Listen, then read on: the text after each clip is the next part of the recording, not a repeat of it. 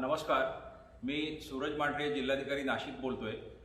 जवळपास गेल्या मार्च महिन्यापासून आपण कोरोनाशी लढाई लढतो आहोत आणि आजपर्यंत तरी आपल्याला बऱ्यापैकी त्यामध्ये यश आलेलं आहे, ज्यामध्ये आपल्या सगळ्यांचा खूप मोलाचा सहभाग आहे. आता आपल्याला असं वाटत असताना की या सगळ्या त्रासातून आपली सुटका होईल, परंतु जगभरात आपण जर पाहिलं तर काही नवीन स्ट्रेन आलेले आहेत किंवा याची व्याप्ती अधिक वाढत चाललेली आहे असं सुद्धा दिसतंय. आणि आपल्या अनुभवातून आपल्याला हे समजतं की एकमेकांपासून थोडंसं दूर राहणं, आपला संपर्क कमीत कमी ठेवणं हे या आजाराला प्रतिबंध करण्याकरताचं एक महत्त्वाचं साधन आहे. मास्क वापरणं, सॅनिटायझर वापरणं ही देखील आपल्याकडे आयुधं आहेत. लस जरी येऊ घातली असली तरी त्याला काही काळ लागणार आहे.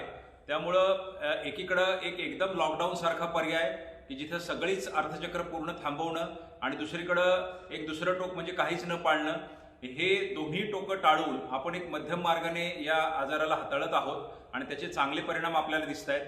मध्यंतरी आपण काही संस्था बंद ठेवलेल्या होत्या, नंतर हळूहळू आपण अनलॉक करत गेलो, तर आता त्याचाच एक टप्पा म्हणून आपण रात्रीचा कर्फ्यू पुढील काही काळापासून सुरू करत आहोत. त्याची अंमलबजावणी आजपासून सुरू होणार आहे.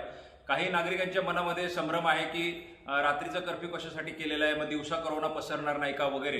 परंतु आपल्याला कल्पना आहे की हे टोक ते टोक ह्याच्यामध्ये कुठेतरी सोल्युशन असतं. दिवसा पण कोरोना पसरू शकतो, त्यामुळे आपण आवाहन करत आहोत की दिवसा सुद्धा संपर्क कमीत कमी ठेवावा. परंतु दिवसा पण जर कर्फ्यू पूर्ण वेळ ठेवला तर मात्र आपलं अर्थचक्र पुन्हा थांबेल, त्यातून होणाऱ्या परिणामांना आपल्याला सामोरं जावं लागेल.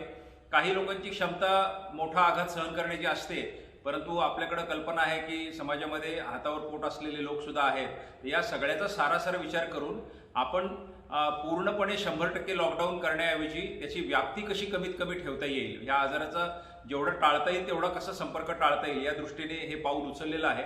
माझी सर्व नागरिकांना विनंती आहे की यामध्ये सर्वांनी प्रतिसाद द्यावा.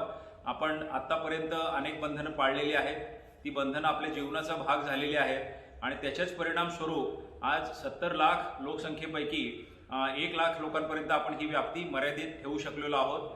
आपला डेथ रेट सुद्धा एक अतिशय कमी डेथ रेट समजला जातो. या सगळ्या गोष्टी केवळ आणि केवळ सर्व नागरिकांनी प्रतिसाद दिल्यामुळे शक्य झालेले आहेत. तर मला असं वाटतं की जरी पुढे इयर एंड असलं, काही जरी असलं तरी आपण हे बंधनं पाळली पाहिजेत आणि त्याच्यानंतर सुद्धा ज्या ज्या सूचना वेळोवेळी दिल्या जातील त्या अतिशय तज्ज्ञ व्यक्तींकडून अभ्यास करून दिल्या जातात. असं कोणी एकदम ॲब्रप्टली निर्णय घेतं असं काही नाही आहे. त्यामुळे त्या सूचनांच्या मागे भरपूर अभ्यास असतो. या सगळ्या